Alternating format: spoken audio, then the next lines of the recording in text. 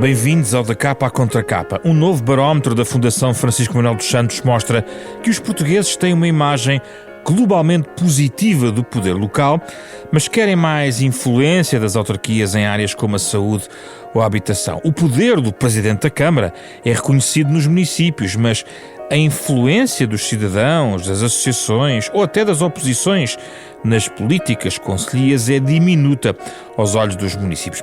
Por que razão a democracia local parece ainda distante de muitos cidadãos?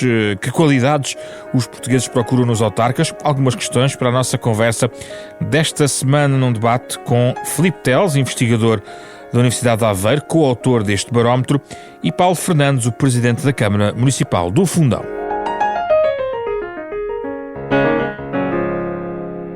Muito obrigado pela vossa disponibilidade, uma conversa à distância com ambos, olhar para este barómetro divulgado há poucos dias pela Fundação Francisco Manuel dos Santos. Começo por si, Filipe Teles, como coautor também deste barómetro, e olhando aqui para os resultados. Os portugueses têm, de facto, esta imagem globalmente positiva do poder local. Eu gostava de saber quais são as razões que identifica e, por outro lado, já agora, o poder local mantém-se com uma imagem globalmente mais positiva que outros órgãos de soberania, embora este não tenha sido o foco deste estudo, mas é possível, confirmar uma imagem positiva das autarquias aos olhos dos portugueses? Muito obrigado, antes de mais, pelo convite. Sim, esse é um dado claro que resulta deste barómetro e que vem confirmar um conjunto de expectativas que já tínhamos de outros estudos conduzidos sobre a realidade portuguesa relativamente a esta matéria. Há uma percepção por parte dos cidadãos de que os serviços que são prestados em proximidade, que as competências que estão neste momento atribuídas aos municípios são globalmente executadas, são concretizadas de acordo com aquilo que são as expectativas dos cidadãos. Eu diria que aqui um fator que é conhecido por todos e reconhecido particularmente por quem diariamente vai observando ou trabalhando no poder local, que é o fator da proximidade. É indiscutível que a grande virtude do poder local é a resposta de proximidade a necessidades específicas e que são sempre diferenciadas das populações em função dos territórios onde habitam. E este é um dado que o barómetro vem confirmar, que eu diria que se sobrepõe a outro que tem a ver também com as expectativas que os cidadãos têm relativamente ao tipo de funções que o poder local deve desempenhar, e aqui há uma preferência clara, uma manifestação de uma percepção clara relativamente a esta função de prestação de serviço de proximidade, mais até do que outros fatores, como a da participação e a voz dos cidadãos, apesar depois de haver outros dados que podemos discutir mais à frente, mas este é um aspecto que é particularmente reforçado nestes dados. E não estando aqui no barómetro, mas em outros estudos de opinião, há essa imagem, por comparação, mais positiva das autarquias face a outros órgãos de soberania, ou seja, os portugueses olham com mais confiança para o trabalho das autarquias face, por exemplo, ao trabalho dos deputados ou de outros órgãos de soberania? Em termos globais, Sim, em termos globais, sim. Apesar daquilo que temos vindo a observar e caracterizando muitas vezes como uma crise de confiança nas instituições políticas, no sistema partidário, na administração pública em geral em Portugal, o poder local, ainda que venha a sofrer dos mesmos problemas ou da mesma percepção de problemas, ainda assim é aquele conjunto de entidades e de instituições que estão a passar por este fenómeno de uma forma menos afetada. O que é que isto significa? Significa que esta relação que se estabelece com os serviços de proximidade prestados pelos órgãos de poder local são, como dizia há pouco, muito valorizados pelos cidadãos e há um reconhecimento que essa função é desempenhada. É curioso que encontramos aqui no barómetro algumas diferenças, por exemplo, entre aquilo que podemos designar por territórios de baixa densidade ou por contraponto a territórios urbanos, onde esta proximidade ao poder local poderá ter um efeito acrescido sobre a percepção de eficiência e a satisfação com o próprio poder local. É notório nos dados que em territórios ditos rurais, aqui usamos uma designação comum no contexto europeu, mas nos territórios rurais esta relação de maior proximidade, de maior necessidade e até dependência de alguns serviços que são prestados pelas autarquias também são recebidos pelos cidadãos ou percepcionados pelos cidadãos como sendo coerentes com uma maior satisfação e conhecimento destes mesmos serviços. Paulo Fernandes, a proximidade é o trunfo das autarquias para a imagem positiva junto dos cidadãos, ou há outros fatores que gostaria de elencar, tendo em conta também a sua experiência, que se completa agora no próximo ciclo eleitoral? Bom, muito obrigado pelo convite. Saúde o Filipe Tel, saúde a Renascença. Bom, a proximidade é um trunfo da democracia. A relação mais próxima entre os eleitos e os eleitores é uma das questões essenciais do processo da representatividade.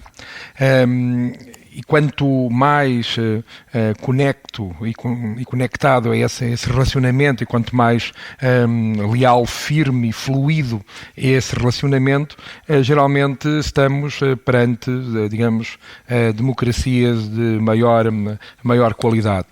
Ora, a Constituição portuguesa torna este país, felizmente, bastante municipalista, até no grau de autonomia que também dá, efetivamente, ao poder local, que está perfeitamente inscrito na nossa Constituição. Ora, sendo nós um poder de representação direta, em que o cidadão elege o seu presidente, elege os demais vereadores, elege aquilo que é o órgão colegial, Câmara, elege a Assembleia Municipal também de forma direta.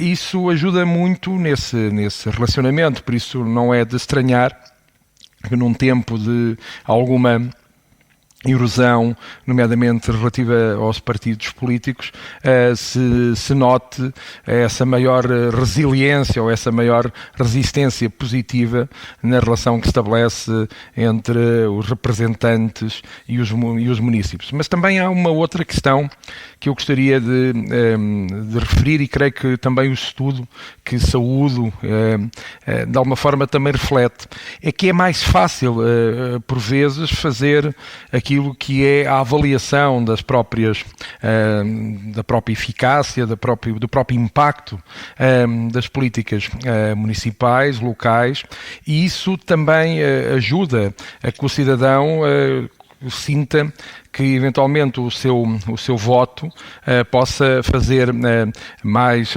diferença. Claro que quanto menor é a dimensão do município, ou ele é mais de baixa densidade, ou utilizando aquilo que foi o conceito europeu, mais rural ou mais urbano, quanto mais for a sua ruralidade, fazendo o paralelismo com a baixa densidade, mais essa leitura positiva se acentua, e também mais se percebe que a avaliação daquilo que é a atuação e os impactos das políticas locais têm mais influência sobre a vida do cidadão. Filipe Teles, há no entanto aqui um paradoxo que gostava de confrontar, tem a ver com a baixa participação. A verdade é que há proximidade, mas os inquiridos pouco participaram em eventos, em reuniões de instituições. Há até níveis baixos de participação ativa. Não estamos a falar aqui de participação eleitoral. Por exemplo, sabemos que neste estudo 7 em cada 10 inquiridos acredita que vai mesmo votar nas próximas autárquicas. As autarquias andam com, digamos, abstenções na ordem dos 46% nas eleições mais recentes, mas há aqui sinais de que os cidadãos têm baixa participação. Estão desinteressados? Confiam tudo no Presidente da Câmara? O que é que se passa aqui? É um dos dados mais paradoxais deste barómetro. é muito interessante, ainda que não totalmente surpreendente, mas reforça a ideia deste paradoxo. É interessante verificarmos, de facto, aqui um conjunto de valores, de indicadores que apontam para uma confiança nos órgãos do poder local, um reconhecimento também expresso pelos inquiridos de que a voz dos cidadãos deve ser ouvida para melhorar o processo de formulação de políticas à escala local, de que, por outro lado, há espaços de participação, mas mesmo assim, e há alguns números aqui que são reveladores disso, ainda assim não sentem que a sua voz seja plenamente ouvida. Esta é uma das conclusões que podemos retirar dos inquiridos e, curiosamente, acresce ainda a ideia de que a figura principal na definição daquilo que são as políticas públicas locais é o Presidente ou a Presidente de Câmara e, por consequência, o órgão Câmara Municipal, o principal espaço para essa decisão. Isto, por um lado.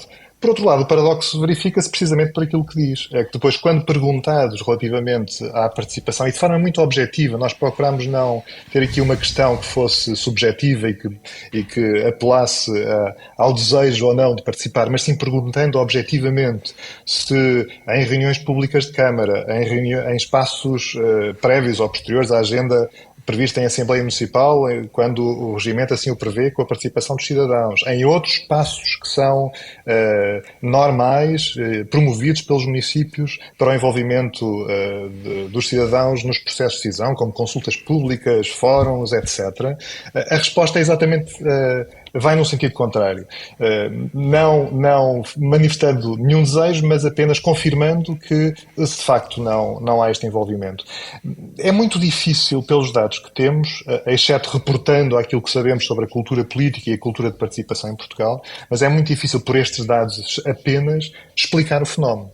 Ou seja, tudo parece indicar que haveria não só um conjunto de oportunidades para esse envolvimento, como há um desejo de uma voz mais ouvida, ou da voz dos cidadãos ser mais ouvida no processo. No entanto, depois não participam, não é? Exatamente. E, portanto, há aqui a única resposta, ou as únicas respostas possíveis terão a ver necessariamente com aquilo que já sabemos sobre a cultura cívica e a cultura de participação em Portugal e os próprios mecanismos de participação que necessitarão, sabemos nós, e há experiências muito positivas relativamente a isto no poder local, necessitarão de ser afinados para facilitar a melhor articulação entre aquilo que são as disponibilidades, os interesses, as motivações dos cidadãos para se envolverem nestes espaços de participação.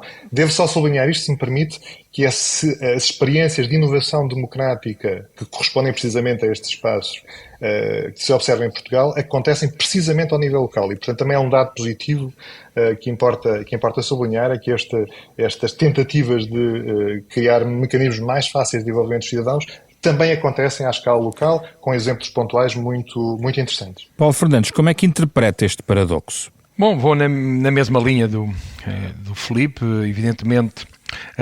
Há uma parte desta questão que é transversal, a sociedade civil, a nossa participação cívica, obviamente, está aquém de outras democracias, mas também, de alguma forma, também conjugar essa questão com aquilo que é, nesse poder de proximidade, muitas vezes a participação informal, ou seja, nós, autarcas, desde de manhã à noite, 7 dias por semana, temos uma relação muito direta em muitos fóruns, mais eventos, menos eventos, mais de relacionamento na própria rua, onde as pessoas nos colocam de forma muito direta as suas opiniões e as suas posições, e isso obviamente dá nessa correlação entre uma participação formal ou informal, as pessoas sentem que têm uma palavra a dizer e chegam muito facilmente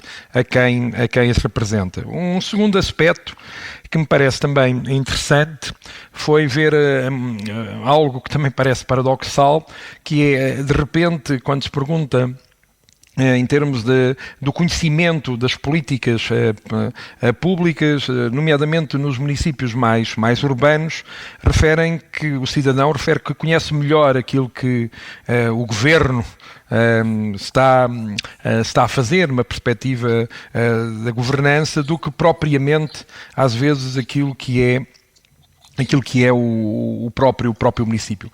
Isso prende-se também com a atenção, vamos chamar também mediática.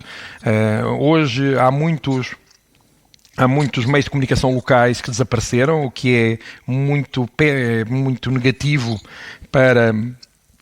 para a nossa democracia local, e há de facto muitos meios nacionais de informação que estão, de certa forma, também muito mais concentrados dentro daquilo que é o espectro, digamos, da decisão a nível nacional. Acentuou-se um certo centralismo também nos médias, não é? E essas questões, obviamente, também podem contribuir, às vezes, para uma menor sentido de uma participação objetiva. Já agora, uma outra questão que também me parece importante. Hoje, o cidadão, mais do que participar, o cidadão quer sentir que a sua voz, isso também está expresso, ainda há pouco foi referido aqui no barómetro do poder local, e o que significa que nós precisamos que o cidadão co-decida mais, ou seja, o cidadão não pode só decidir 4 em 4 anos, o cidadão relativamente a questões relevantes, estruturais, algumas vezes até do ponto de vista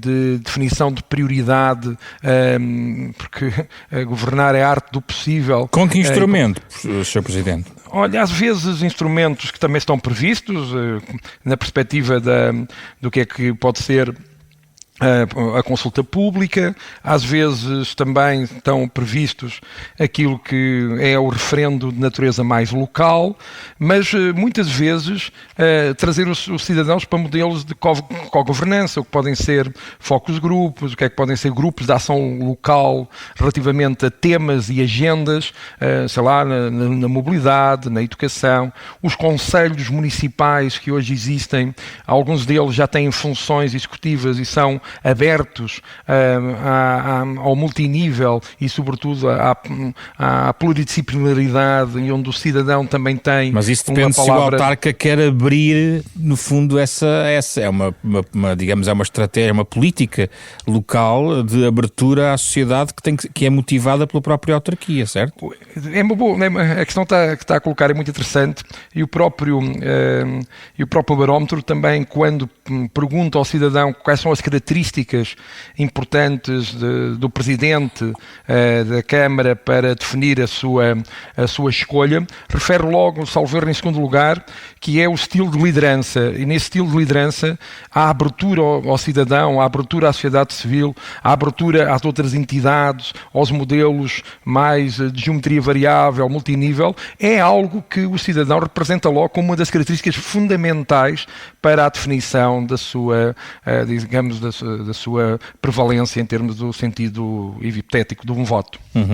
Filipe Teles, nos últimos anos observamos o debate sobre a transferência de competências, e aqui chegados os inquiridos do barómetro olham para áreas e dizem que gostariam de ter mais força autárquica, digamos assim, em áreas como a saúde e a habitação. É bastante forte este desejo, 80% dos inquiridos. Gostava também de o ouvir sobre esta questão que foi colocada no barómetro.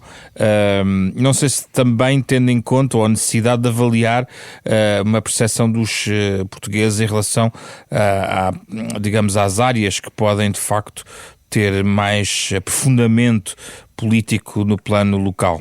Sim, precisamente. A intenção era contribuir para um debate que eu julgo que tem estado, de alguma forma, inquinado por uma opinião pública e publicada, que resulta muitas vezes numa imagem mais pessimista sobre aquilo que devem ser as competências dos municípios, ou alguma desconfiança nacional, traduzido nestes debates que falava, relativamente a processos de descentralização e transferência de competências para os municípios. E, portanto, procurar contribuir para esse debate, trazendo para o mesmo aquilo que é ou que são as percepções dos cidadãos. E estes números são particularmente otimistas, otimistas no sentido de um contributo positivo para o debate, na medida em que sublinham, muito em coerência com estas percepções de confiança nas instituições locais, desejo de ver ao nível local um conjunto de decisões serem tomadas, ou mesmo ao nível regional um conjunto de decisões serem tomadas e que não estejam exclusivamente dependentes de decisões nacionais, e depois traduzir isto em áreas concretas. Isto traduz, de facto, provavelmente também porque a agenda hoje tem sublinhado aspectos relacionados com a habitação, traduz-se logo como uma das áreas mais sublinhadas pelos inquiridos, mas também a área da saúde ou a área da segurança, particularmente em territórios urbanos, a promoção do desenvolvimento económico. Isto, no fundo, vem contribuir para o debate que referia, porque coloca uma tónica num aspecto que é particularmente importante e creio que muitas vezes não aparece na discussão sobre a descentralização, que tem a ver com o grau de discricionariedade e a capacidade de decisão e os meios para implementar essa decisão que estão disponíveis para o nível local. O Presidente Paulo Fernandes ainda há pouco referia relativamente a um valor importante, ou um dado importante que tem a ver quer com a proteção constitucional, quer com a autonomia dos municípios portugueses, até por comparação com outros municípios no contexto europeu, que é um dado relevante e que poderia ajudar a concretizar estas expectativas de maior capacidade de decisão à escala local nestas áreas, mas convém dizer que essa autonomia não se traduz de forma direta numa correspondente capacidade para a execução destas competências. E quando falo de capacidade, não estou a falar de capacidade política, mas do desenho institucional, dos meios, da capacidade, do financiamento, dos recursos humanos, necessariamente diferentes um pouco por todo o país, o que coloca este debate sobre mais competências, mais discricionariedade na capacidade de decidir sobre cada uma destas áreas de políticas públicas, não apenas num debate sobre que competências ou que áreas de atuação, ou como alguns críticos sobre a descentralização costumam dizer, que tarefas apenas, mas sim que meios correspondentes a essas tarefas e que mecanismos de desenho institucional, de modelo de governação são necessários para responder a estas necessidades. Eu creio que a principal mensagem aqui é de que quem tem procurado defender um movimento mais descentralizador, aproximando Portugal daquilo que são as experiências europeias em termos de descentralização, encontra do lado dos cidadãos, numa perspectiva obviamente agregada, estamos aqui a olhar para percepções e para este tipo de informação, mas encontra do lado dos cidadãos uma resposta e uma expectativa muito positiva relativamente a esta matéria. Paulo Fernandes, há aqui muito onde pegar. Gostava de ir direto à questão da habitação, porque há estratégias locais de habitação, mas muitas queixas das autarcas em relação aos meios e aos processos de financiamento, atrasos do PRR, os concursos para trás e para a frente. Há interesse das autarquias em aprofundar as suas políticas de habitação, é isso? Seguramente há interesse nas autarquias e há interesse no país que as autarquias mobilizem o máximo para essa agenda. Já agora referir que é interessante que os temas onde o cidadão pretende maior atuação das autarquias, a habitação, a saúde e, no caso dos municípios urbanos, dos 26 municípios da classificação urbana da União Europeia, que aqui foram tidos em conta, a segurança. Ou seja, é muito interessante porque, no limite, podemos pensar que o cidadão, vendo que o Estado Central, de uma forma geral, não está a corresponder nesses três temas àquilo que são as suas percepções de resposta ao cidadão, o que acontece é que vira-se logo para os municípios como, diria quase, o último reduto, o último esteiro, onde as coisas eventualmente possam fazer-se com outra eficácia, com outra capacidade e, no limite, obviamente, mitigar esses mesmos problemas.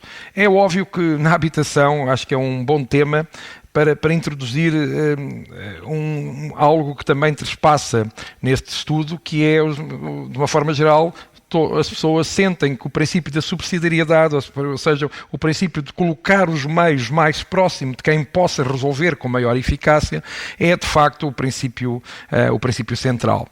E aqui levanta-se logo as questões da múltipla escala, a escala local dos municípios, onde obviamente estamos nessa luta. O município do Fundão é um dos maiores executores de toda a baixa densidade dos programas de habitação em sede de PRR, mas já no desenho do próprio programa, o facto, por exemplo, a escala regional e a escala intermunicipal fora das áreas metropolitanas não ter sido logo a primeira linha do desenho do programa, já é aceito por todos como um dos seus maiores obstáculos para que, obviamente, aquilo que é a capacidade aqui que o IRU representa em termos de entidade da administração central, obviamente não tem conseguido dar resposta a um desafio tão gigante quanto este. Por isso, se tivesse havido, desde logo, a CCDR Centros, a CIMES e as autarquias, daquilo que são 4/5 do país,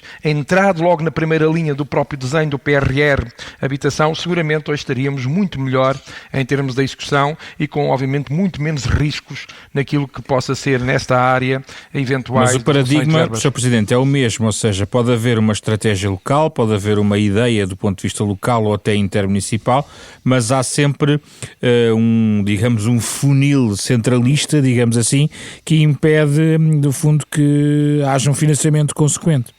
Nós somos em termos constitucionais, como já foi aqui referido por mim e também por o Filipe Tel, somos dos países onde há maior autonomia reconhecida do ponto de vista formal à escala municipal, até que pode, obviamente, ser também delegada em escalas sub-regionais no 3-CIM ou até regional no T2, vamos pensando na CCDR já num modelo mais regionalizado, e, no entanto, os recursos estão inversamente colocados. Este país tem os recursos quase todos concentrados na administração central. Então os autarquias não podem fazer muito mais nesta área da habitação, é isso que está a dizer? As autarquias poderão sempre fazer mais, numa área essencial, que é, por exemplo, no ordenamento e no planeamento do território, porque, obviamente, os nossos planos diretos municipais são instrumentos fundamentais para aquilo que é a democratização do acesso ao solo, sobretudo onde ainda haja solo disponível e que, felizmente, em 4/5 do país, obviamente, não temos esse problema, o que também levanta questões do ponto de vista do que é o modelo holístico e integrado desenvolvimento do país e não ele próprio também não tão definido entre esta dicotomia litoral e na metropolização da zona litoral e o resto do país da baixa densidade que corresponde à parte do interior. Claro que nós podemos fazer mais, sempre nesta perspectiva de tornar ainda mais esta área uma prioridade, mas na habitação os meios financeiros que estão sempre colocados têm que, obviamente, ser mais disponibilizados para a vertente municipal, para a vertente intermunicipal, sobre risco de não termos depois os recursos financeiros necessários. E que balanço faz do processo de transferência de competências, se tivesse que fazer um balanço daquilo que foi feito até agora, nas outras áreas, digamos assim, vá? Eu sou pela descentralização e pela vertente até mais regionalista. Já lá vamos.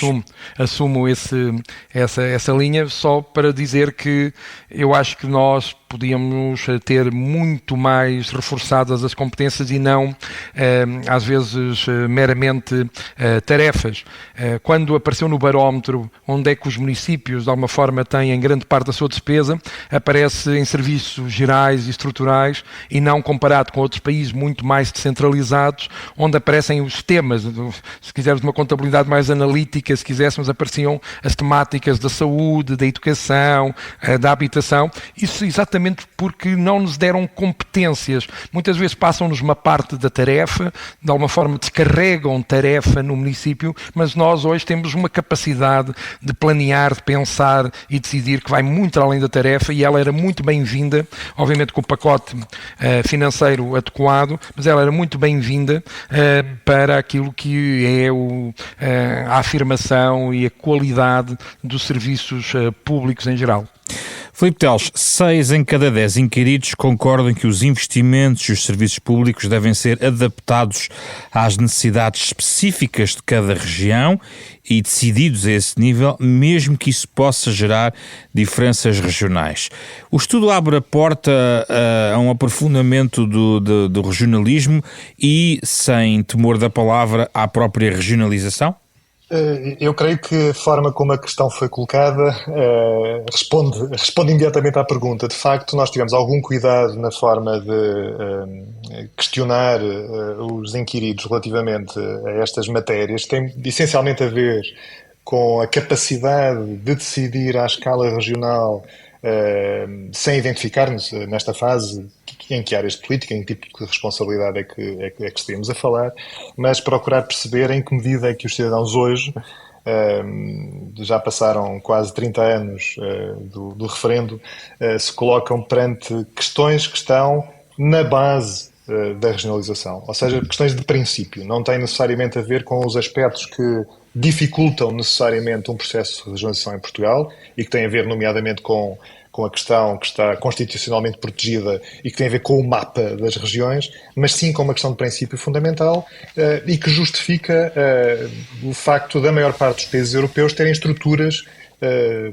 regionais, provinciais, a designação varia de território para território, mas terem estas estruturas com um grau de autonomia razoável à escala regional. Nós não o temos. E não o temos por várias razões, mas há, se quiserem, até para focarmos isto nos dados que temos hoje disponíveis do barómetro e dados até de estudos recentes também publicados relativamente a esta matéria, nós temos um contributo para o debate sobre o qual não havia grandes certezas, que era como é que os cidadãos, relativamente a princípios, se posicionam relativamente quanto a esta matéria. E parece cada vez mais claro, não é o primeiro estudo a falar sobre isto este ano, parece cada vez mais claro que os cidadãos não veem hoje um problema no princípio de base da regionalização, nesta maior autonomia em regiões, com a criação das regiões administrativas no continente. E eu diria que há aqui um histórico que tem a ver com o próprio processo quase de socialização política, de cidadania, para a existência de um reforço de atribuições e competências no âmbito daquilo que são as comissões de coordenação e desenvolvimento regional. Hoje é mais claro para todos, apesar do barómetro também o dizer que os cidadãos conhecem pouco como é que funcionam as CCDRs e também as comunidades municipais e áreas metropolitanas, mas é muito mais claro para todos que há estruturas intermédias na administração pública, com responsabilidades sobre aspectos de governação regional. Dito isto, creio que houve um movimento gradual por parte dos cidadãos para considerar as regiões como algo natural no modelo de governação. Algo que faz falta, é isso? Natural e aparentemente, pelos dados mais recentes que temos, começa a justificar-se, ou seja, que haverá aspectos de decisão que já não são apenas os autarcas a dizê-lo, não são apenas alguns relatórios, ou por exemplo a Comissão Independente que foi criada em 2019 e cujo relatório ficou na Assembleia da República, ou os investigadores que sobre esta matéria trabalham, já não só este grupo de pessoas a dizer que há um conjunto de vantagens e que há necessidade de aprofundar a autonomia à escala regional, em termos precisamente como está previsto na Constituição, são os próprios cidadãos a sublinhar este aspecto. E esse é o contributo que me parece ser relevante. E como é que se resolve a questão do elevado desconhecimento sobre a situação que, na vossa perspectiva, limita um debate informado sobre a descentralização? Precisamente, esse é o aspecto mais problemático. Nós temos um modelo de eleição para as CCDRs muito recente, com o universo eleitoral que depende dos eleitos locais. Temos um modelo de governação das comunidades intermunicipais e das áreas metropolitanas que não se tanto sujeita a uma eleição formal, decorre da representação das diferentes assembleias municipais e dos respectivas câmaras municipais ou presidentes de câmara com assento nos conselhos intermunicipais. E, portanto, há aqui fenómenos de representação indireta em ambas as estruturas que distanciam ainda os cidadãos do funcionamento destas estruturas regionais e subregionais. Por outro lado, não há uma relação tão direta, tão próxima, como na nossa conversa no início referia, como há com o poder local. E, portanto, ainda há aqui um conjunto de obstáculos, desconhecimento do próprio modelo de governação e de eleição destas estruturas que distanciam os cidadãos do seu funcionamento e daquilo que é a sua responsabilidade na governação nacional.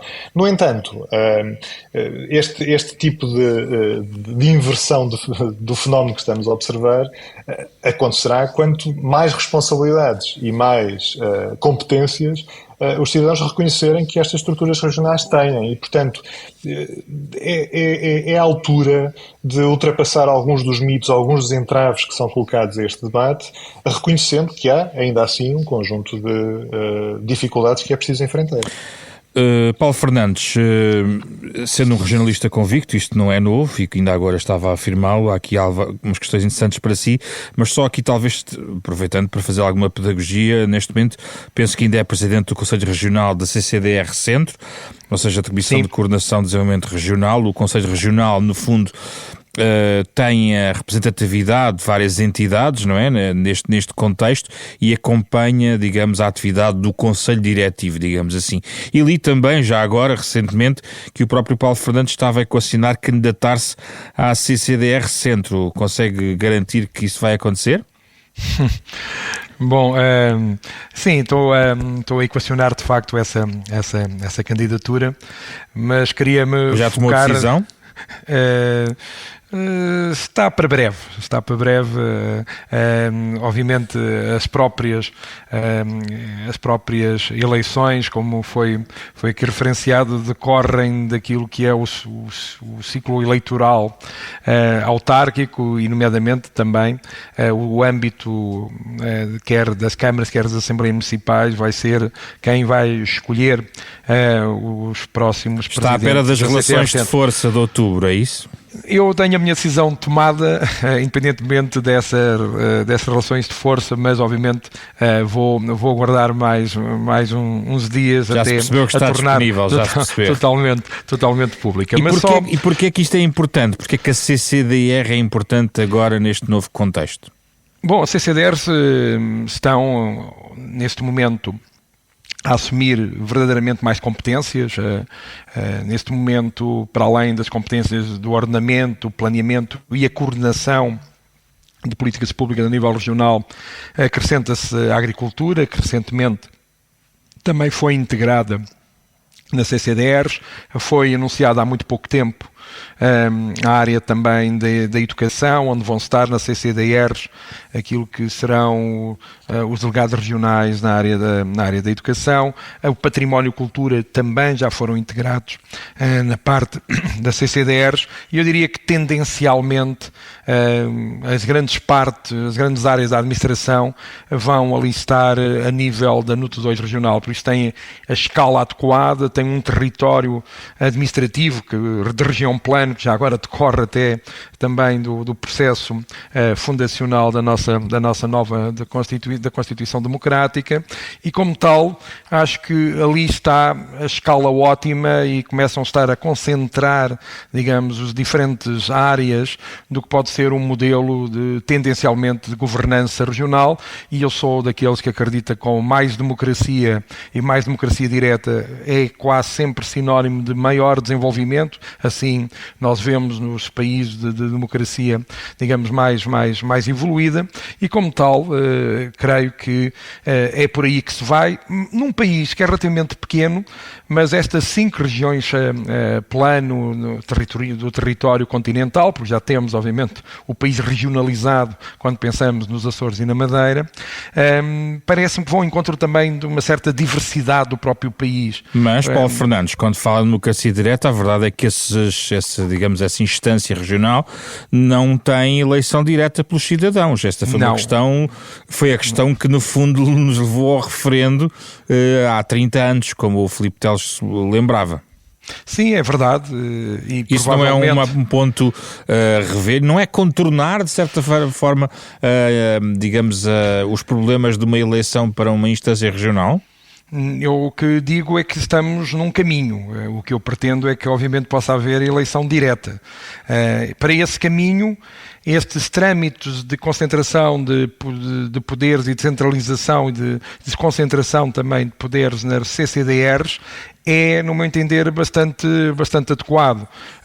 Eu, obviamente, pugnarei sempre para que haja uma eleição direta, por isso falei de quanto maior democracia representativa e direta, maior desenvolvimento. Gostava de ser eleito pelas pessoas para a CCDR Centro, embora se calhar isso não vai acontecer ainda. Não vai acontecer seguramente nas próximas eleições. Mas quando acha que a um curto prazo, médio prazo, isso poderá acontecer? Estes dados são muito interessantes, estes dados que aqui nos trazem numa leitura que o cidadão vê também nas instâncias regionais caminho para uma maior qualidade, quer da nossa democracia, quer também da prestação de serviços do nosso Estado. Isso é um indicador. Claro que eu também participei na comissão do engenheiro Cravinho, e há uma questão que sempre lá referenciei.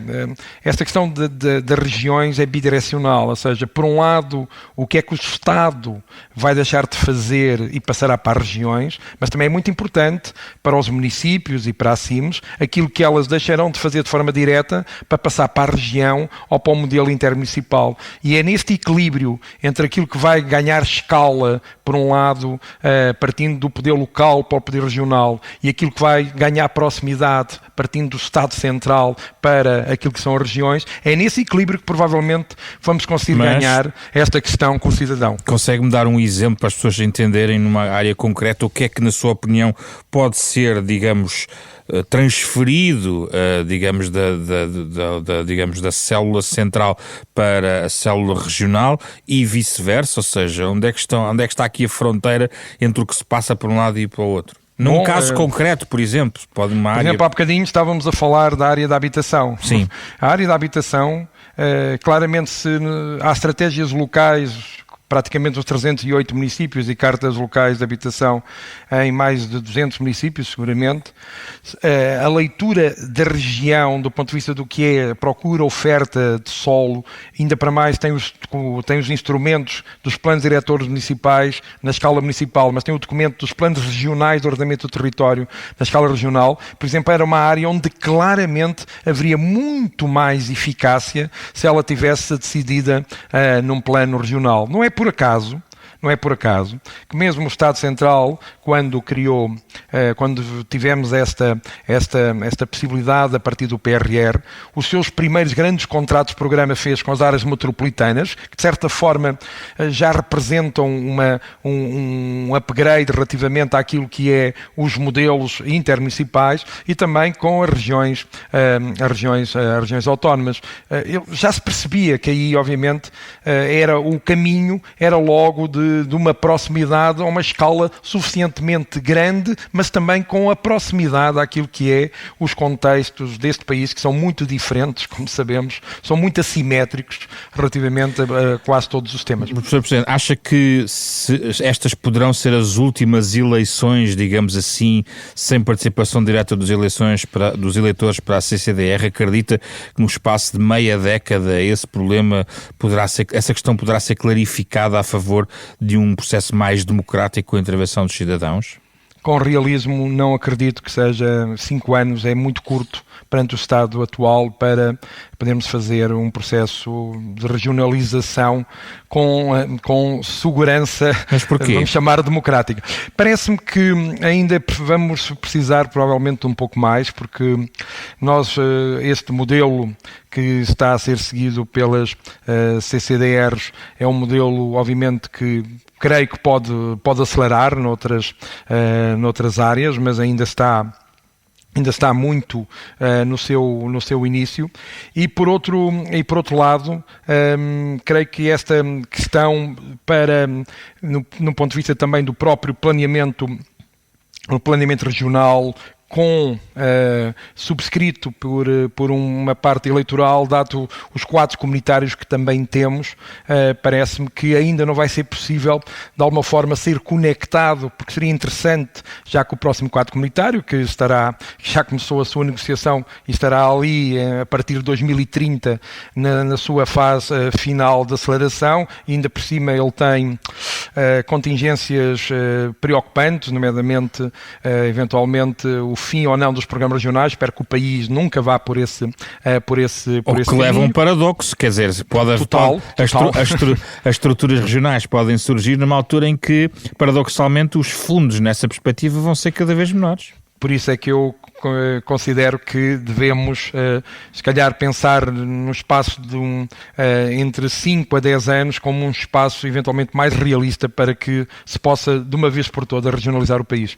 Filipe Teles, sem prejuízo de ter aqui mais uma questão mais à frente, ainda gostava de convidar a um remate sobre este tema, porque me parece que vale a pena perder aqui mais alguns minutos em relação a esta dimensão e as condições políticas realmente para avançar para uma regionalização.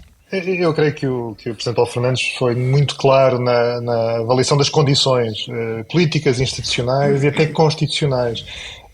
Se considerarmos, se a questão se centrar, por exemplo, apenas numa eventual eleição direta dos cidadãos para os órgãos de decisão ao nível regional, obviamente que convém recordar que estas CDRs ainda são órgãos da administração periférica, da administração central periférica do Estado, e, portanto, obrigaria necessariamente a uma nova reformulação do que são estas entidades, reformulação essa que está dependente do processo de regionalização, tal como está previsto na Constituição. E, portanto, eu não, tendo assistido e acompanhado muitos destes debates nos últimos anos, não acredito que o processo seja fácil nem rápido, e convém sublinhar aqui um aspecto que é fundamental. Há uma armadilha constitucional com as duas questões que obrigam ao referendo e as duas questões que estão previstas relativamente aos mapas das regiões.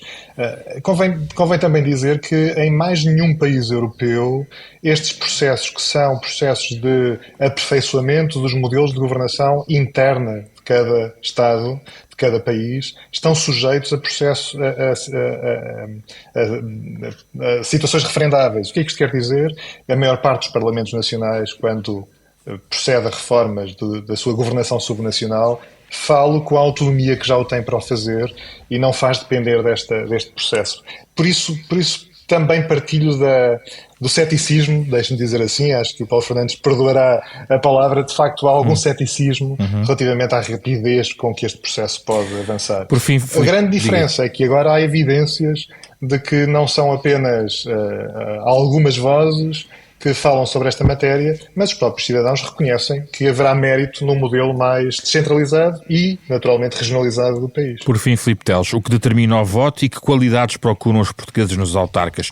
A ideia de um comportamento ético à cabeça, digamos, do critério de seleção, que é interessante também contrastar com as questões relacionadas com os debates que há muitas vezes em relação a processos judiciais, suspeitas, os debates sobre corrupção em Portugal muitas vezes olham para as autarquias. Como é que se concilia tudo isto?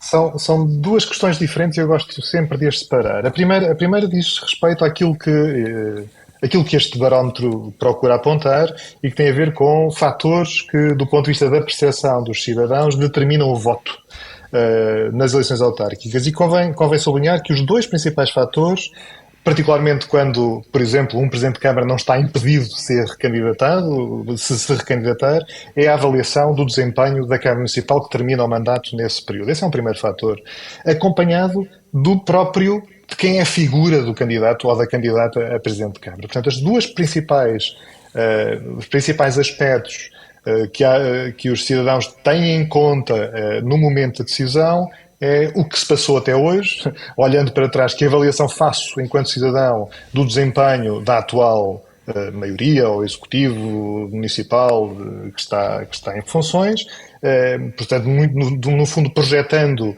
uma avaliação positiva ou negativa e isso poder determinar o voto, e ao mesmo tempo quem é que são os cabeças de lista das listas num dos boletins de voto que é para a Câmara Municipal.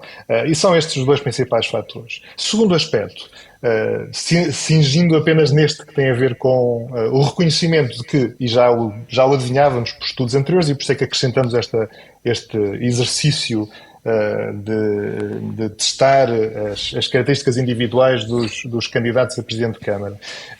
Portanto, este segundo aspecto é, então, reconhecendo que os cabeças de lista são, ou quem são os cabeças de lista pode, de alguma forma, determinar o voto, quais são os aspectos, em particular, os atributos dos ou das candidatas a Presidente de Câmara que podem ajudar a explicar as escolhas dos eleitores.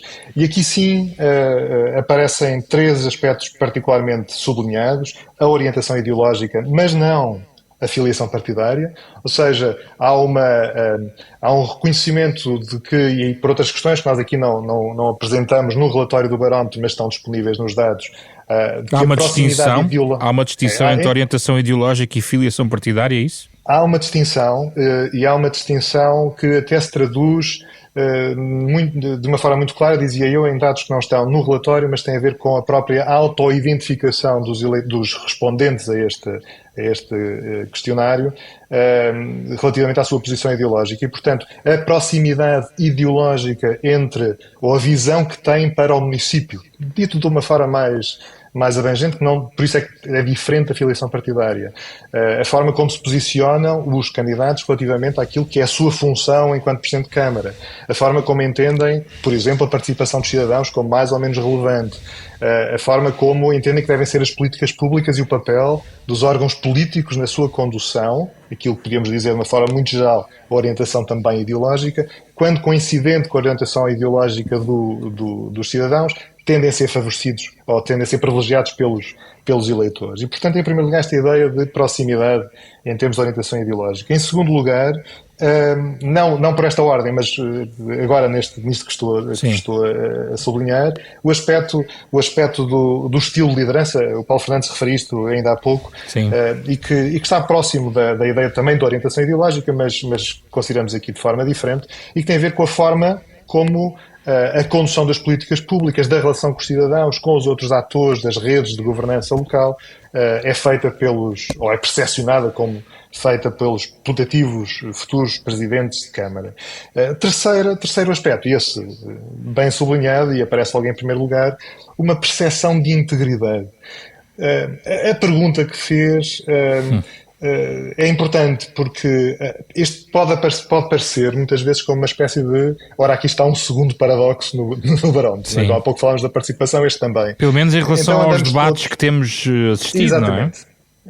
Andamos todos, deixe-me aqui usar esta figura, andamos todos a discutir os fenómenos de corrupção, desconfiança relativamente ao sistema partidário, ao sistema político, aos atores políticos, uma incidência muito particular e muito fácil que muitas vezes se faz sobre os diferentes fenómenos que acontecem ao nível autárquico, e depois vêm os cidadãos dizer que o que preferem é candidatos que manifestem ou sobre os quais eles esperam que no futuro se comportem de forma íntegra.